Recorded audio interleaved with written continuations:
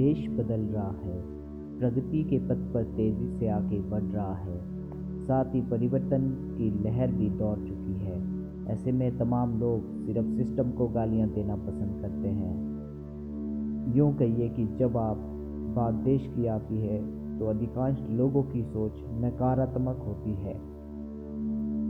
तमाम ऐसे हैं जो घर दुकान पर बैठे बैठे सड़क किनारे पान या चाय की दुकान पर खड़े होकर देश के सिस्टम को गालियां देते हैं। सच पूछे तो गालियां देने के कुछ नहीं होने वाला, एक सकारात्मक सोच विकसित करनी ही होगी, क्योंकि तभी आप देश की तरक्की में हाथ बटा पाओगे। नाम की उत्पत्ति। इंडिया नाम की उत्पत्ति इंडियस नाम की नदी से हुआ है, जो कि इंडियस वैली की घाटियों में बहा करती थी। नाम। आधिकारिक संस्कृत नाम हिंदुस्तान का भारत गणराज्य है, जिसे आज लोग केवल भारत ही कहते हैं। इतना बड़ा है भारत। भारत विश्व में सबसे बड़े आकार वाले देशों की लिस्ट में 7वें नंबर पर है। कोई राष्ट्रभाषा नहीं। भारत की कोई राष्ट्रभाषा नहीं है। हिंदी आधिकारिक भाषा है, जो कि देश के कई राज्यों में बोली जाती है। इसके अलावा अंग्रेजी भी देश के कई राज्यों में बोली जाती है। इसके अलावा देश में तमिल, तेलुगु, कन्नड़, मलयालम, मराठी ऐसी भाषा है जो कि देश के 22 राज्यों में बोली जाती है।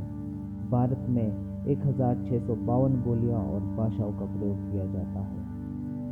विश्वविद्यालय।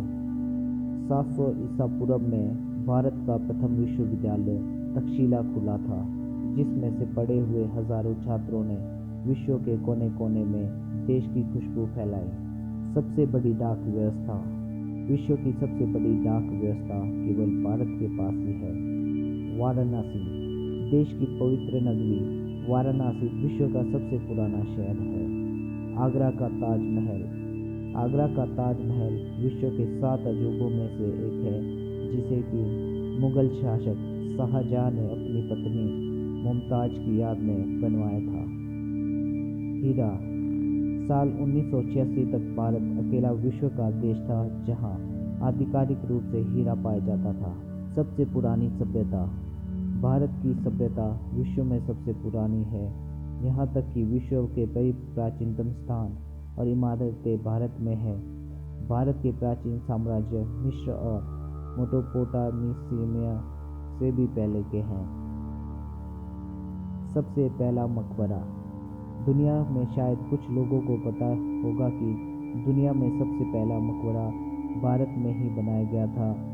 यह कब्र शाहजहां ने हुमायूं के लिए बनाया था, हालांकि उसके बाद उनकी पत्नी और अन्य मुगल खानदान के लोगों को भी यहीं दफनाया गया था।